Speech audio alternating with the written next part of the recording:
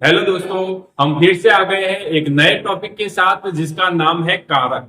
यानी आज हम कारक के बारे में पढ़ेंगे। यानी कि कारक क्या होता है, कारक की परिभाषा क्या होती है, कारक के उदाहरण क्या होते हैं, कारक के कितने प्रकार होते हैं, कारक का प्रयोग कहाँ किया जाता है, इसी के बारे में हम आज बात करें करें तो बने रहे हमारे साथ, देखते रहे पूरा वीडियो।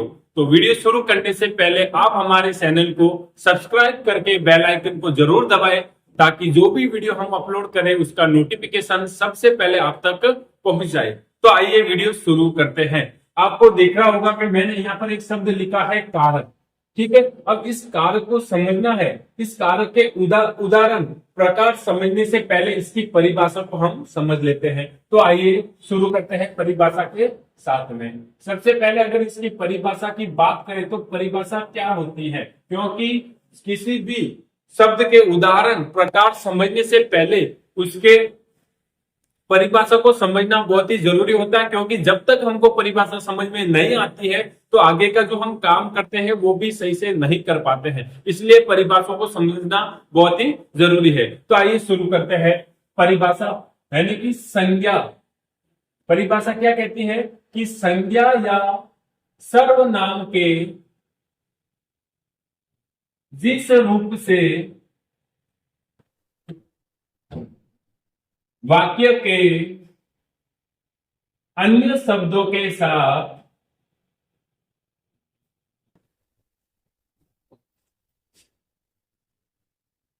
संबंध जाना जाता है,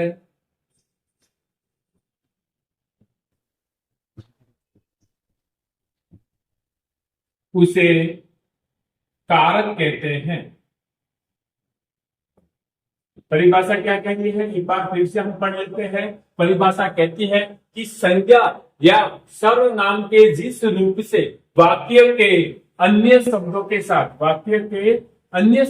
साथ संबंध जाना जाता है उसे कारक कहते हैं। तो देखिए, एक उदाहरण देता हूं मैं। यहाँ पे एक वाक्य लिखता हूं। वाक्य है, भरत ने पानी पिया। भरत ने पानी पिया, ये एक वाक्य लिखा मैंने। अब इसको ध्यान से समझना, ये परिभाषा के अकॉर्डिंग ही हम इसको समझेंगे। ये कह रहा है संज्ञा या सर्वनाम के जिस रूप से। अब यहाँ पे सबसे पहले भरत लिखा हुआ, ये एक क्या है, संज्ञा। क्या है, संज्ञा। परिभाषा क्या कह रही है, संज्ञा या सर्वनाम। यानी यहाँ पर या तो संज्ञा हो सकती है या फिर सर्वनाम हो सकता है। यहाँ पर एक और संज्ञा है, पानी, ये भी एक क्या है, संज्ञा है। अब इन्हीं को समझना है। संज्ञा या सर्वनाम के जिस रूप पे, यानी यहाँ पर संज्ञा है, इस जगह पे सर्वनाम भी हो सकता है। और ये कह रहा है संज्ञा या सर्वनाम के जिस रूप से। जिस रूप का मतलब क्या होता है, रूप का मतलब इनका जो भी प्रकार है। तो भरत क्या है, संज्ञा है। और कौन सी संज्ञा है, व्यक्तिवाचक संज्ञा है। कौन सी संज्ञा है, व्यक्तिवाचक। सर्वनाम होता कौन सा सर्वनाम, वो हम यहाँ पे प्रयुक्त करते हैं। तो यहाँ पर भरत एक क्या है, संज्ञा है। और कैसी संज्ञा है, व्यक्तिवाचक संज्ञा है। तो हम समझ गए। यानी संज्ञा या सर्वनाम के जिस रूप से वाक्य के अन्य शब्दों के साथ संबंध जाना जाता है उसे कारक कहते हैं। अन्य शब्द जैसे हो गए, क्रिया हो गई। क्या हो गई, क्रिया हो गई, ये भी अन्य शब्द है। अब इस अन्य शब्द का संबंध इस संज्ञा से इस अन्य शब्द के साथ क्या जाना जाएगा, संबंध। कैसे संबंध जाना जाएगा, क्योंकि ये जो क्रिया है, ये क्रिया कौन कर रहा है, ये काम कौन कर रहा है, कौन कर रहा है, भरत। ये कार्य कौन कर रहा है, पानी पीने का कार्य कौन कर रहा है, भरत कर रहा है। इसका मतलब ये हुआ कि ये जो भरत शब्द है, यानी ये जो संज्ञा है, इसका संबंध किसके साथ है, क्रिया के साथ है। और कैसा संबंध है कि ये कार्य कर रहा है, इस कार्य को कौन कर रहा है, भरत कर रहा है। ये कैसे पता चला, तो ये पता चला ने से। कैसे पता चला, ने। और ये ने क्या है, ये ने है, विभक्ति है। क्या है, विभक्ति। किसकी विभक्ति है, तो यह है कारक की विभक्ति है। किसकी, इस कारक की विभक्ति। इस विभक्ति से ही हमें पता चलता है कि कार्य कौन कर रहा है, किस पे कार्य हो रहा है, यही कारक को बताता है। और ने विभक्ति हमेशा कौन से कारक को बताती है, तो वो बताती है कर्ता कारक को। यानी कि कार्य को करने वाला जो कारक होता है वो होता है कर्ता कारक। यानी कि इस भरत शब्द में एक कारक है। और कौन सा कारक है, कर्ता कारक है। तो परिभाषा भी यही कहती कि संज्ञा या सर्वनाम के जिस रूप से वाक्य के अन्य शब्दों के साथ संबंध जाना जाता है उसे कारक कहते हैं। और ये क्रिया किसके ऊपर हो रही है? पानी के ऊपर। इसका मतलब पानी इसमें क्या है? कर्म कारक है, यानी जिस पर क्रिया का प्रभाव पड़ता है वो कर्म कारक होता है। तो आइए इससे आगे बढ़ते हैं, इसके उदाहरण यानी इसके प्रकार को आज हम समझते हैं। सबसे पहले बात करें कारक के प्रकार पढ़ने से पहले एक और परिभाषा पढ़ लेते हैं, विभक्ति। विभक्ति क्या होती है? तो इसकी परिभाषा है यानी कि कारक को प्रयुक्त करने के लिए, कारक को प्रयुक्त, प्रयुक्त का मतलब होता है उसका प्रयोग करना। कारक को प्रयुक्त करने के लिए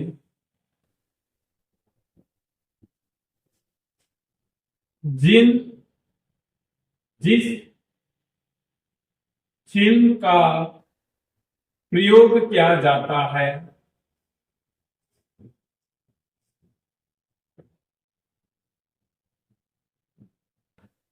उन्हें, कारक को प्रयुक्त करने के लिए जिस चिन्ह का प्रयोग किया जाता है उन्हें विभक्ति कहते हैं। उन्हें क्या कहते हैं? विभक्ति। अगर मैं बात करूं जैसे कि कर्ता कारक को अगर प्रयुक्त करना है तो मैं हमेशा किसका प्रयोग करूंगा? ने का प्रयोग करूंगा। किसका प्रयोग करूंगा?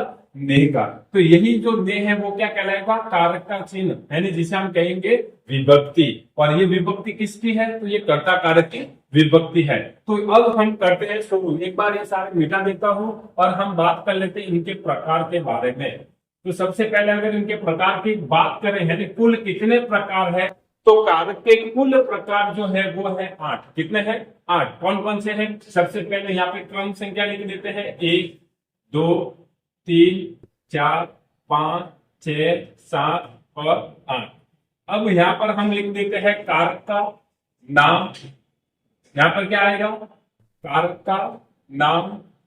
यहाँ पर आ जाएगी कारक की विभक्ति। कारक की विभक्ति जिसे हम सिंपल कह सकते हैं कारक विभक्ति या फिर कारक चिन्ह। ठीक है। सबसे पहला जो कारक होता है वो होता है कर्ता कारक। कौन सा कारक होता है? कर्ता कारक। और कर्ता कारक की विभक्ति कौन सी होती है? ने। उसके बाद में जो कारक आता है वो आता है कर्म कारक। और कर्म कारक की विभक्ति क्या होती है? को। उसके बाद में जो कारक आता है वो कारक आता है करण कारक। और करण कारक की विभक्ति होती है से। उसके बाद में एक और जो कारक आता है संप्रदान कारक। कौन सा कारक? संप्रदान कारक, जिसकी विभक्ति होती है के लिए। ठीक है। उसके बाद में जो कारक आता है वो आता है अपादान। और अपादान की विभक्ति होती है से। और इस से का मतलब होता है, इसका भाव जो होता है वो होता है अलग होने के भाव। अलग होने के भाव में ध्यान रखना, यहाँ पर करण कारक और अपादान कारक दोनों की विभक्ति क्या है? से। जब वाक्य आता है तो उन वाक्य में से लिखा हुआ है तो हमको कैसे पता चलेगा कि यहाँ पर करण कारक प्रयुक्त हुआ है या फिर अपादान कारक प्रयुक्त हुआ है? तो इसके जब हम उदाहरण को समझेंगे तब ये हमें आसानी से समझ में आ जाएगा। तो देखो, कर्ता ने कर्म को कारण से, संप्रदान के लिए, अपादान से अलग होने के भाव में। इसके बाद में जो आएगा संबंध कारक। कौन सा आएगा? संबंध कारक। और संबंध दर्शाने के लिए हम किस किस का प्रयोग कर सकते हैं? का, की, के या फिर रा, री, रे। इसके बाद में आएगा अधिकरण कारक। कौन सा कारक आएगा? अधिकरण कारक। और अधिकरण कारक की विभक्ति होती है वे या फिर पर। उसके बाद में जो कारक आएगा वो कारक आएगा अपने संबोधन कारक। कौन सा कारक आएगा? संबोधन कारक। संबोधन का मतलब होता है पुकारना, किसी को बुलाना। और वो जो होगा ये होगा, किसी को बुलाने से पहले हम लिखते हैं ना हे, जिसके साथ में विस्मयदी बोधक चिन्ह हमेशा आएगा। हे, अरे, ओ, इस तरह के विस्मयदी बोधक वाले जो पुकारने वाले शब्द होते हैं वो कहलाते हैं संबोधन कारक। तो आपको कारक के प्रकार समझ में आ गए होंगे। कारक के प्रकार कितने हैं? 8 है। कौन कौन से हैं? अगर इनको याद करना है तो सिंपल है। याद कैसे करना है? कर्ता ने कर्म को कारण से संप्रदान के लिए अपादान से अलग होने के भाव में संबंध का की तेरा रे अधिकरण में पर संबोधन हे अरे ओ। ये होगा इनका याद करने का तरीका। अब इनके एक एक उदाहरण को समझेंगे। बाकी के इनके जो उदाहरण है नहीं, इसी कर्ता कारक को डिटेल्स में कब समझेंगे? जो नया वीडियो आएगा उसमें हम कर्ता कारक, कर्म कारक, कारण कारक को 1 बाय 1 सबको एक एक को डिटेल्स में समझेंगे। अभी नॉर्मली इनका एक एक का वाक्य ले लेते हैं कि हमको कैसे पता चलेगा कि इनमें कौन सा कारक है। सबसे पहले हम बात कर लेते हैं कर्ता कारक की। जैसे मैं एक वाक्य लिखूं, राम ने रावण को मारा। राम ने रावण को मारा, यानी यहाँ पे मारने का काम कौन कर रहा है? यानी ये जो क्रिया हो रही है, ये क्रिया, ये कार्य कौन कर रहा है? तो राम कर रहा है। कैसे पता चला? ने से पता चला। किससे पता चला? ने से। यानी राम ने रावण को मारा। इसका मतलब इस राम शब्द, ये जो संज्ञा है, इस संज्ञा में कौन सा कारक है? तो इस संज्ञा में कर्ता कारक है। कौन सा कारक है? कर्ता कारक है। हमें कैसे पता चला? क्योंकि ये कार्य कौन कर रहा है? राम कर रहा है। और इससे ये विभक्ति है ने, और इस विभक्ति से हमें पता चला कि ये कार्य राम ने किया है। और राम क्या है? कर्ता कारक है। कार्य को करने वाला हमेशा कर्ता कारक कहलाता है। उसके बाद में इसी वाक्य के अंदर देखो को, और को से जस्ट पहले शब्द कौन सा है? रावण। इसका मतलब रावण इसमें क्या है? कर्म कारक है। कैसे पता चला कि को विभक्ति कौन से कारक की है? कर्म कारक की। इसका मतलब इस विभक्ति से जस्ट पहले वाला शब्द कौन सा कारक होगा? कर्म कारक होगा। और क्रिया का प्रभाव जिस शब्द के ऊपर पड़ता है, जिस कारक के ऊपर पड़ता है, वो हमेशा कर्म कारक कहलाता है। ठीक है, अब बात कर लेते हैं कर्म से का मतलब होता है करण का मतलब। करण का मतलब क्या होता है? करण का मतलब होता है साधन, यानी जिसके द्वारा हम कार्य करते हैं वो होता है साधन। जैसे मैं बस से स्कूल जाता हूं, तो इसमें जो बस है वो मेरा साधन है। उसको दर्शाने के लिए मैंने किसका प्रयोग किया? से का। जैसे मैं मार्कर से लिख रहा हूं तो मैं लिख सकता हूं, मैं मार्कर से लिखता हूं। तो इसका मतलब समझ में आया आपको? यानी कि मेरे लिखने का जो कार्य है वो मैं किससे कर रहा हूं? मार्कर से। और मार्कर क्या हो गया? एक साधन हो गया, लिखने का एक साधन हो गया। वो कैसे पता चला? इस सिरे से पता चला कि जो हम कार्य कर रहे हैं, हमारा जो साधन है उसमें कौन सा कारक है? करण कारक। करण का मतलब होता है साधन। आया आपको समझ में? फिर अगला लेते हैं संप्रदान कारक। संप्रदान कारक क्या होता है? तो बहुत सिंपल है। जिसमें जिस वाक्य के अंदर के लिए, के वास्ते इस तरह का आता है तो वो हमेशा क्या कहलाता है? संप्रदान। यानी कि दूसरों के लिए दान करना। दूसरों के लिए क्या करना है? दान। जैसे मैं एक वाक्य लिखता हूं, सैनिकों ने देश के लिए बलिदान दिया। देश के लिए बलिदान दिया। ध्यान से समझना इस बात को। सैनिकों ने देश के लिए बलिदान दिया, तो यहाँ पर के लिए आया, और के लिए के जस्ट पहले जो शब्द है देश, इस देश शब्द में कौन सा कारक है?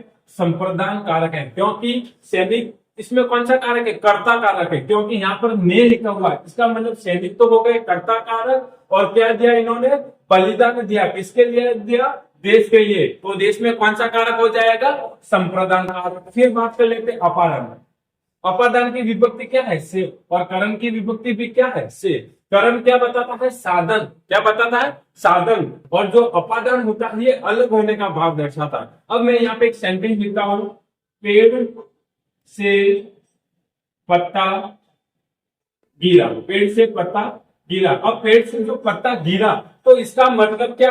ये इसका साधन है क्या? गिरने का साधन नहीं है। हमको समझ में आ रहा, पेड़ से जब पत्ता गिरेगा तो वो पेड़ से पत्ता अलग हो रहा है या नहीं हो रहा है? हम सबको पता है जब पेड़ से पत्ता टूटता है तो वो अलग ही हो रहा है। इसका मतलब यहाँ पर जो से का प्रयोग हो रहा है, जो भाव है वो क्या है? अलग होने का भाव है। इसका मतलब यहाँ पर पेड़ में कौन सा कारक है? तो अपादान कारक है। फिर आता है संबंध कारक। संबंध कारक का के वह श्याम के पापा है। वह श्याम के पापा है। यहाँ पर के आया तो के से जस्ट पहले जो शब्द, इस शब्द में कौन सा कारक है? संबंध कारक है, और इसका संबंध पापा के साथ में है। किससे पता चला? के से। किससे पता चला? के से। वह श्याम के पापा है। आया आपको समझ में? फिर आप बोलेंगे राग रे का यूज होता है, तो अगर मैं लिखूं यह मेरी पुस्तक है, तो ये पुस्तक किसकी है? मेरी। मेरी मैं आता है, और इस मैं को अगर हम संबंध के रूप में दर्शाते हैं तो क्या लिखते हैं? मेरी। यह पुस्तक मेरी है, मेरी, मेरा, ठीक है, मेरे, तो ये आ जाएगा इसमें, ये पुस्तक किसकी? मेरी। तो यहाँ ये सर्वनाम जो प्रयुक्त हुआ है, इस सर्वनामों में कौन सा कारक है? तो वो कारक है संबंध कारक। फिर आता है अधिकरण। अधिकरण का मतलब होता है आधार, है जो कि आधार को दर्शाता है। जैसे कि मैं लिखूंगा हम सब धरती पर रहते हैं। धरती पर रहते हैं। समझ में आया आपको? इसका मतलब ये हो गया हम सब कहाँ रहते हैं? धरती पर रहते हैं। यहाँ पे आया पर, और हमारा रहने का आधार क्या है? धरती है। इसका मतलब ये हो गया कि ये जो धरती जो शब्द है, ये कौन सा कारक होगा? अधिकरण कारक होगा। कैसे पता चला? इस पर से पता चला। और यदि में लिखा हुआ हम सब कमरे में है, तो हम किसके अंदर है? कमरे के अंदर है, तो अपना आधार हो गया कमरा। तो में के पहले जो शब्द आ रहा है कमरा, वो कौन सा कारक हो जाएगा? अधिकरण। फिर आता है संबोधन, यानी कि किसी को भी पुकारने बुलाने से पहले जब हम हे, अरे, वो शब्द का प्रयोग करते हैं, तो वो सारे शब्द क्या कहलाएंगे? संबोधन कारक कहलाएंगे। आई होप कि आपको ये वीडियो पसंद आया होगा। ऐसे ही हम और भी वीडियो लाते रहेंगे। कल से हम इसके जो कर्ता के जो प्रकार है, इन्हीं प्रकार को 1 बाय 1 पूरा डिटेल्स में समझेंगे। तो आप इस चैनल को सब्सक्राइब जरूर कीजिए और नोटिफिकेशन ऑन कर दीजिए, ताकि हम जो भी वीडियो पोस्ट करेंगे उसका नोटिफिकेशन सबसे पहले आप तक आएगा। और रोजाना ऐसे ही हमारे साथ बने रहिए। रोज कुछ नया नया वीडियो आपके लिए लाएंगे, जिसमें आपको बहुत कुछ सिखाए। अगर वाकई में आपको ये वीडियो पसंद आया है, तो अपने दोस्तों के साथ जरूर शेयर करें, और कमेंट बॉक्स में कमेंट करके बताएं कि वीडियो कैसा लगा। अगर वीडियो पसंद आता है तो अच्छा लिखिए, और पसंद नहीं आता है तो जो इस वीडियो में आपको कमी नजर आती है, उस कमी को जरूर बताएं कि सर इस वीडियो में यह कमी है, ताकि दोबारा हम जो भी वीडियो बनाएंगे उस वीडियो में उस कमी को हम दूर करेंगे। धन्यवाद।